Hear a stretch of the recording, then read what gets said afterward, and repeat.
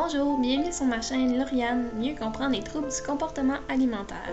Aujourd'hui, je reçois Megan qui va nous raconter comment elle a vécu son trouble alimentaire, plus précisément l'anorexie.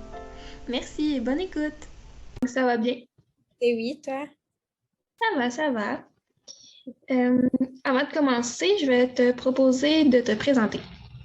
Ben, je m'appelle Mégane Béliveau, j'ai 19 ans. Présentement, j'étudie au Cégep de Drummondville en technique d'intervention en délinquance. Sinon, pour mon travail, ben là, en ce moment, je suis en arrêt de travail suite au décès de mon petit frère, mais je suis aide de service à l'urgence de Drummondville à l'hôpital Sainte-Croix. Sinon, mes passions, je dirais que j'aime vraiment quand même la mode. J'aime vraiment, c'est peut-être pas une passion pour certains, mais moi, j'aime donner à mon prochain, j'aime prendre soin de moi un petit peu. Puis surtout l'été, j'aime bien ça, faire du bateau. Fait que je dirais pas mal ça. C'est bon. Puis, comment tu expliquerais ta maladie à quelqu'un qui ne connaît pas du tout les troubles alimentaires? OK. Ben là, je me suis pris des petites notes là, parce que ça date quand même quand j'avais 14 ans. Fait que c'est un petit peu loin pour moi, mais tu sais, c'est encore dans ma vie, ça va toujours l'être et tout. Mais premièrement, je dirais qu'il faut savoir, la première chose, c'est qu'un trouble alimentaire, c'est pas seulement physique, là. Ça paraît peut-être pas physiquement, mais ça peut être aussi mentalement. Moi, c'est mon gros, je dis ça un petit dada, là, si je peux dire ça de même, là. C'est vraiment comme, pour moi, en tout cas, ça a été vraiment mentalement. Je dirais aussi que c'est mon TCA, en tout cas, mais je vais parler pour moi parce que j'aime pas ça pour parler pour les autres, Oui. peut-être différemment, différent pour chacun. Mais je dirais Mhm. que aussi, moi, j'avais une deuxième voix dans ma tête. C'est pas comme dans les films là, qu'on dit, ah, il y a une deuxième voix, elle s'appelle Anna. Non. Moi, pour moi, ça a été vraiment une voix qui créait vraiment de l'incompréhension, qui me questionnait. Tu sais, je me disais, est-ce que je me trouve belle? Qu'est-ce qui me manque? Pourquoi ci? Pourquoi ça? Tu sais, c'est vraiment une deuxième voix dans ta tête qu'on dirait qui te dit toujours le contraire de ce que vraiment les autres te disent un petit peu. Euh, ouais, ça, je pourrais dire ça pour ce côté-là. Euh, Tu sais, un trouble alimentaire, c'est ça, tu es tout le temps positionné entre deux choses. Tu sais, comme j'ai dit un petit peu avant, tu es tout le temps dans l'incompréhension, tu ne comprends pas vraiment. Surtout quand moi j'avais 14 ans, ça peut être différent pour tout le monde, mais moi à 14 ans, c'est sûr que la maturité n'est pas encore développée, si je peux dire ça comme ça. On n'est pas tout au même stade, vraiment, comme si je pourrais dire ça. Fait que, la maturité n'est pas là. Tu es vraiment en crise d'adolescence aussi. Là. Fait que tu te poses des questions, tu vois des gens plus vieux que toi. C'est temps un petit peu de comme développer. Ta femme se développe, si je peux dire ça comme ça.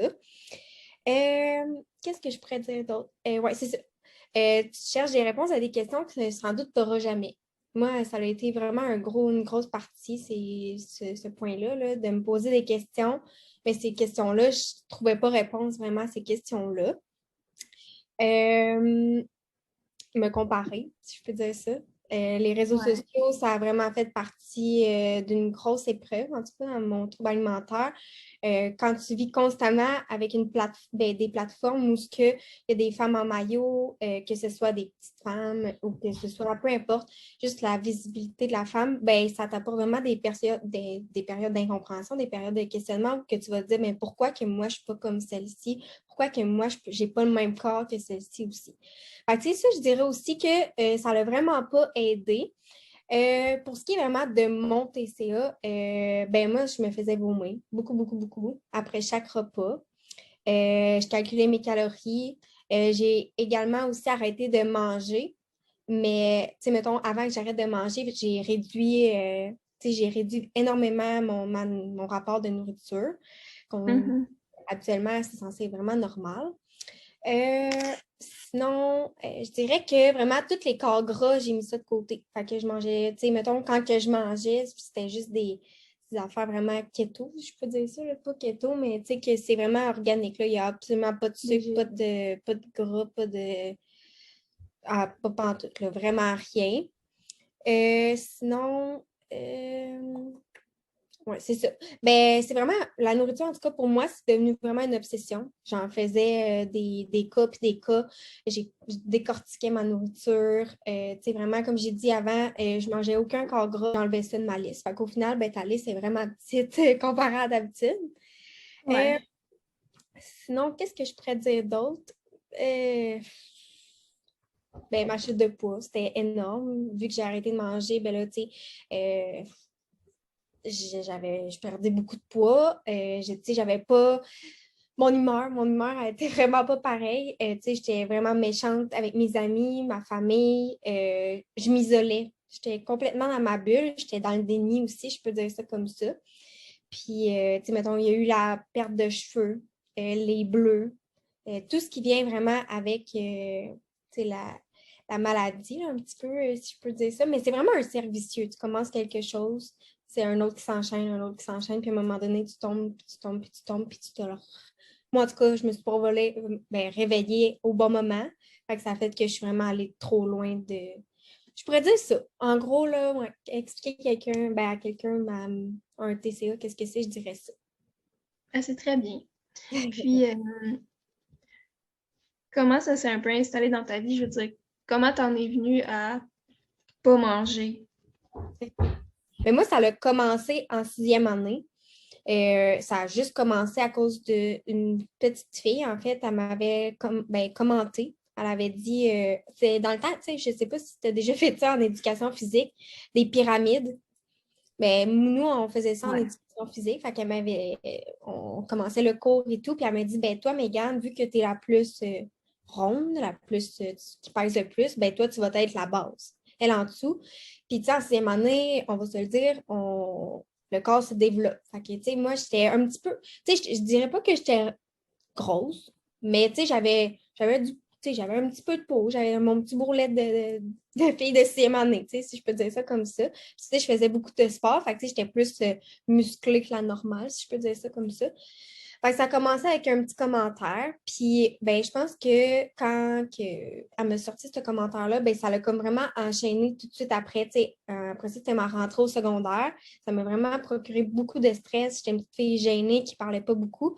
Fait que quand je suis rentrée au secondaire, d'avoir tout ce stress-là, de voir comment que les gens vont me percevoir, tu sais, est-ce que j'étais trop grosse, est-ce que j'étais si, ben, ça l'a vraiment apporté à mon hospitalisation. En fait, j'ai été hospitalisée 2 fois. Une fois à Drummondville, mais à Drummondville, ils n'ont pas, c'est pas des spécialistes en fait. Fait que j'ai été transportée, je pense que c'était un mois après, à l'hôpital de Sainte-Justine. Puis c'est ça, j'ai resté 3 mois là-bas.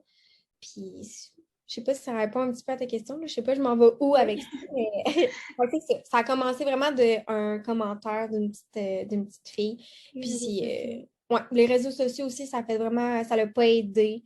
L'entraînement. Je sais pas comment tout englober ça, mais il y a comme beaucoup de choses qui m'ont apporté vraiment là. Ouais, ben, tu sais, ça prouve que les gens, ils pensent juste que c'est une obsession sur la nourriture, mais c'est beaucoup plus que ça, là. Vraiment, c'est vraiment beaucoup, beaucoup, beaucoup mental. Là. C'est pas. Puis c'est ça que les gens comprennent pas, c'est que c'est pas juste parce que tu sais, tu pèses tant que t'as un trouble alimentaire. C'est vraiment, tu sais, tu peux tu sais, avoir un bon poids, puis au final avoir un TCA. Là, ça... Quand tu as été hospitalisée, j'imagine que c'était contre ton gré. Ouais, exactement. Ouais. Est-ce que ça l'a aidé? Ça l'a aidé énormément. J'aurais peut-être pas dit ça au départ, mais en fait, moi, c'est ma meilleure amie. Ma meilleure amie, elle a écrit à ma mère, en fait, écrit ou appelé. T'as Mais, répondu.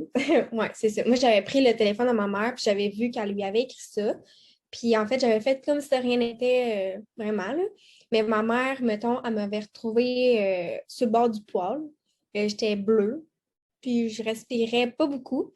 Fait qu'elle a décidé ce matin-là, tu sais, que c'était assez, puis que là, tu sais, parce que moi, personnellement, tu sais, la plupart du monde vont dire, ouais, mais t'as pas réalisé avant, mais moi, dans ma tête, j'étais complètement normale, tu sais, si j'avais rien qui avait changé, tu sais, oui, j'étais plus fatiguée, mais au-delà de ça, tu sais, moi, je me voyais pas normalement. Fait que moi, pour moi, j'étais correcte, là.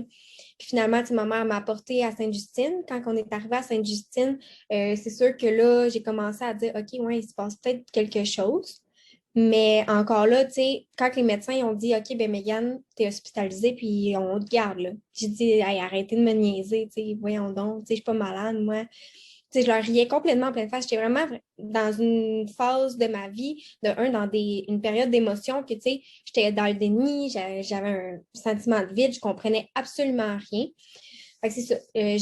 ils m'ont hospitalisée. Moi, je pensais que, tu sais, c'était quoi, une journée qu'on se faisait hospitaliser. Finalement, ben, je me suis rendu compte que c'est vraiment pas une journée, qu'est-ce qui s'est passé, tu sais.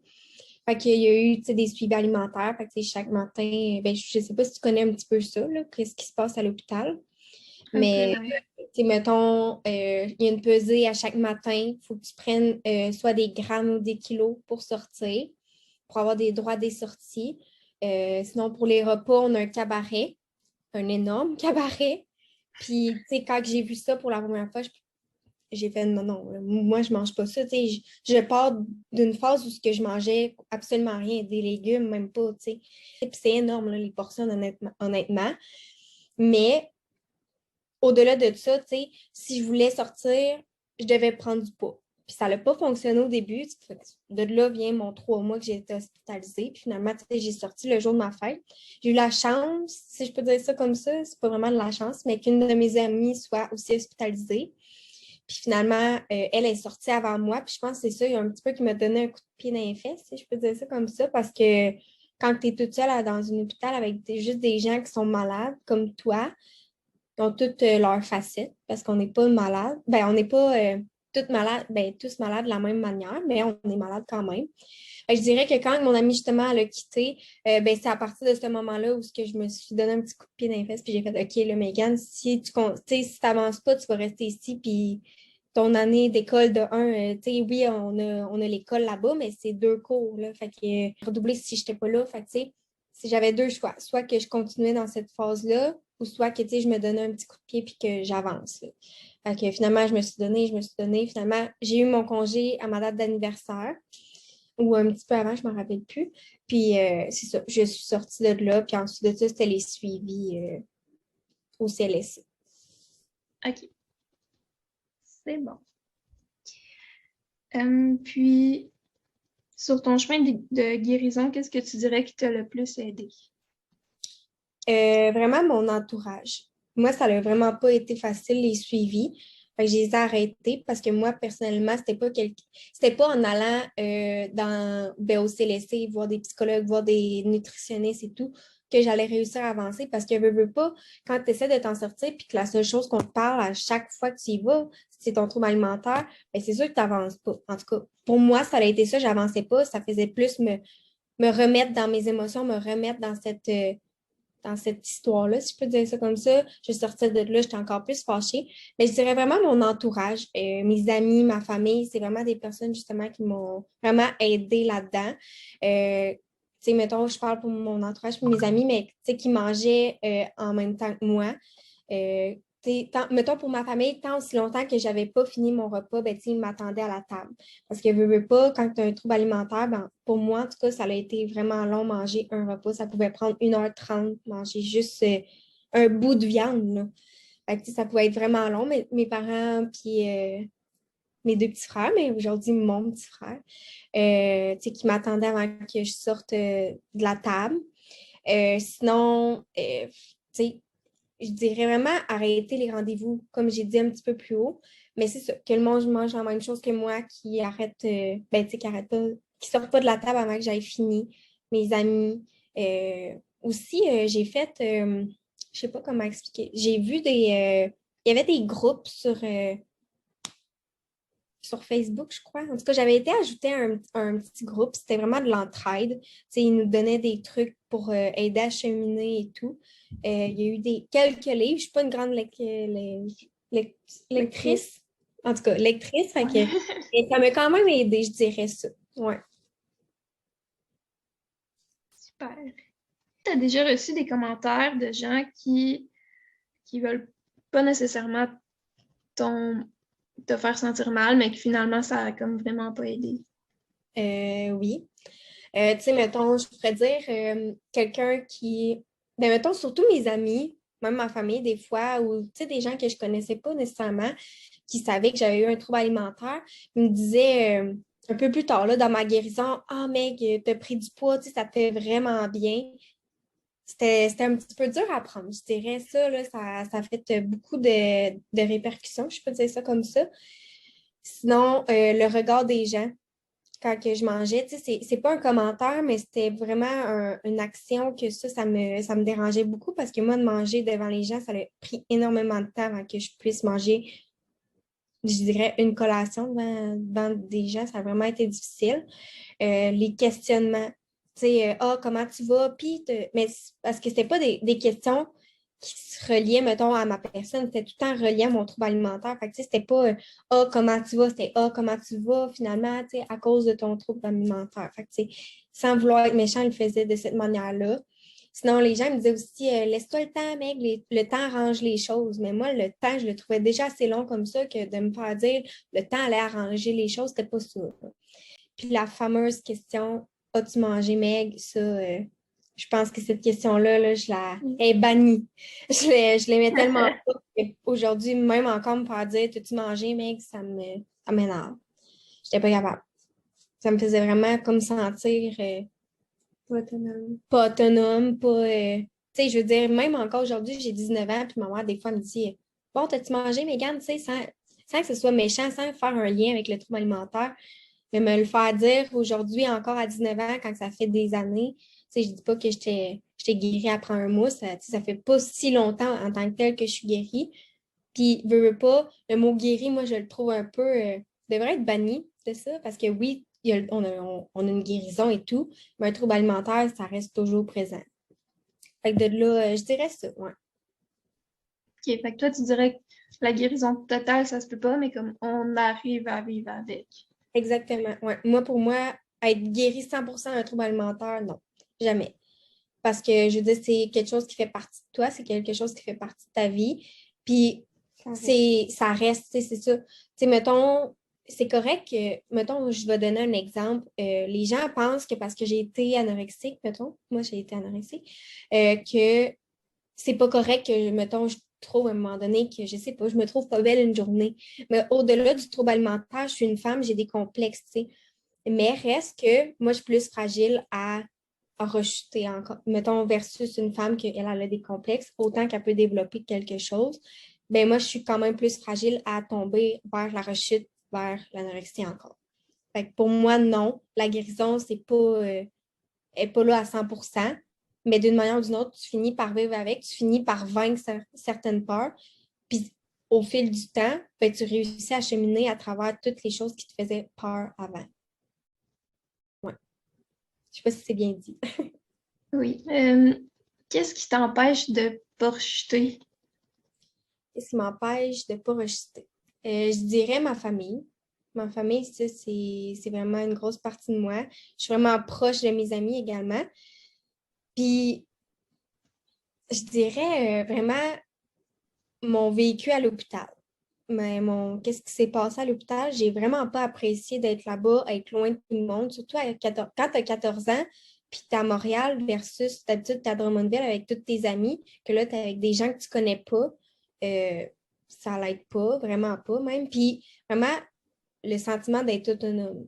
Ben, tu sais, mettons, quand que tu te sens tout le temps, ça te faire dire justement, t'as-tu mangé, t'as-tu fait ci, t'as-tu fait ça? Tu sais, moi, j'aime pas ça, ce sentiment-là. J'aime faire mes choses à ma manière. Puis je suis indépendante à moi-même. Fait que, tu sais, moi, toujours me faire demander qu'est-ce que tu fais, comment tu sais, j'aime pas ça. Fait que c'est sûr que de ce côté-là, ben, j'ai pas envie de rechuter justement parce que ça me tente pas de retomber dans ce cercle vicieux-là. Puis également, ben, pour ma santé, honnêtement, c'était pas. J'ai vraiment eu peur. Ouais. Ça, c'est vrai, j'ai vraiment eu peur. Mon cœur battait à 30%. Fait que c'est pas beaucoup. Tu sais, des bleus, j'en avais partout. Des cheveux, j'en avais quasiment plus sur la tête. Fait que de là aussi, tu sais, je veux dire, c'est ça. Je pouvais pas faire ce que je voulais. Mettons que je recule en arrière. Moi, j'étais dans un programme de vie active au secondaire. Puis j'avais été retirée de mon programme de vie active.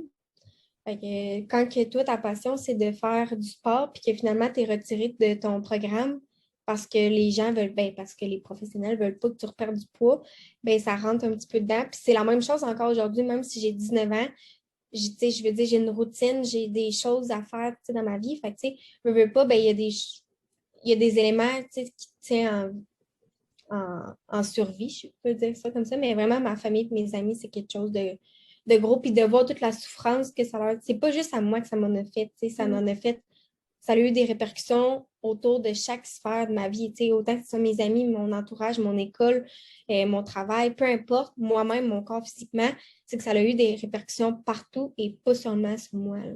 Fait que je dirais ça. Ouais. Tu as mentionné que ton entourage, ça t'aidait beaucoup, mais concrètement, qu'est-ce qu'ils peuvent faire pour t'aider dans les moments que ça va moins bien? Vraiment, écouter. Écouter, mais sans rien dire. Là. Pas quelqu'un que, à chaque fois que tu vas dire quelque chose qui va te repiquer sans le vouloir, mettons. Féliciter les bons coups. Mais tu sais, mettons, quand j'ai réussi à manger, mettons, mon gâteau de fête. Ouais, ça, c'est un bon exemple. Quand je suis sortie de l'hôpital, maman m'avait fait un gâteau de fête. Puis, veux pas, ben, il fallait que je le mange, mon gâteau de fête.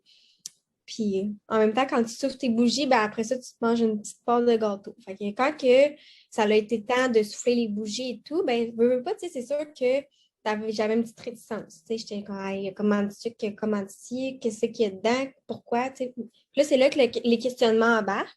Mais, tu sais, de féliciter les bons coups, je veux dire, quand que j'ai mangé ma partie de gâteau, ben, ma mère, elle m'a dit, hey, bravo, mais tu sais, ça fait 2 ans que tu n'as pas mangé de gâteau, tu sais, bravo. Chaque bon coup, mes parents me félicitaient, puis ça, j'ai vraiment apprécié ça. Je dirais que de se refaire une nouvelle garde-robe avec mon entourage. Mettons, ma mère, là, ça a l'air niaiseux dit de même, mais de me refaire une garde-robe. C'est sûr, quand tu n'es plus capable de rentrer dans ton linge que tu portais juste 3 mois avant, ça rentre dedans un petit peu. Parce que veux pas, il y a une prise de poids qui a été faite, là, une grosse prise de poids. Puis cette prise de poids-là est 100% normale parce que quand que tu mesures 5 pieds 3, que tu as 19 ans, ben, veux pas tu sais, je veux dire, sans nommer de poids, ben, tu es censé atteindre quand même un IMC ou peu importe, un poids adéquat pour ton âge, pour ta grandeur. Fait que, tu sais, je pense que ça avait de l'allure. Mais c'est ça. Pour venir au linge, mettons, de se refaire sa garde-robe, moi, c'est quelque chose, honnêtement, que j'ai grandement apprécié justement de ma mère parce que quand tu es capable de rentrer dans ton linge, ben, ça te remet, ça te replonge. Puis là, c'est là que revient encore les questions, ah ben, pourquoi et tout. Puis sinon aussi, ben, fêter la certaine guérison, en guillemets. Moi, justement, on est allé fêter ça dans le sud avec mon amie, qui elle aussi, ça s'était super bien passé. Fait que je dirais ça. Vraiment féliciter les bons coups, là, moi, ça m'a beaucoup aidé. Puis, c'est ça. Écouter, mais sans poser de questions, sans poser de jugement. Tu sais, un jugement, c'est pas juste dans le verbal, c'est juste le regard. Si tu lèves les yeux en haut pendant que, tu sais, je suis en train de te parler de quelque chose que pour moi, c'est difficile parce que peu importe qu'est-ce que je vais dire, eux autres, ils ne comprendront pas. Tant aussi longtemps que quelqu'un n'a pas vécu un trouble alimentaire, c'est extrêmement difficile de le comprendre. C'est pas parce que tu vas à des groupes de meeting, que tu lis les livres, que les psychologues ou les TS ou les mythes, là, les nutritionnistes t'expliquent c'est quoi que tu vas comprendre. Tant aussi longtemps que tu l'auras pas vécu, c'est vraiment difficile de comprendre c'est quoi cette maladie-là. Puis les gens, ben souvent, c'est ce qui arrive, c'est qu'ils ne comprennent pas derrière chaque petite action, qu'est-ce qui se passe. Puis ouais, c'est ça. Tu partages à quelqu'un qui souffre d'un trouble alimentaire, comment est-ce que tu aimerais que cette personne-là reçoive ça puis elle réagisse?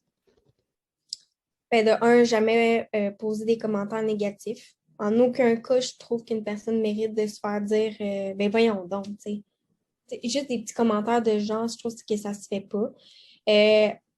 Ça va peut-être avoir l'air cru comme ça, mais en parler à la famille, aux gens de confiance de cette personne-là. Respecter le rythme de la personne. Tu sais, si la personne, elle te mentionne, tu sais,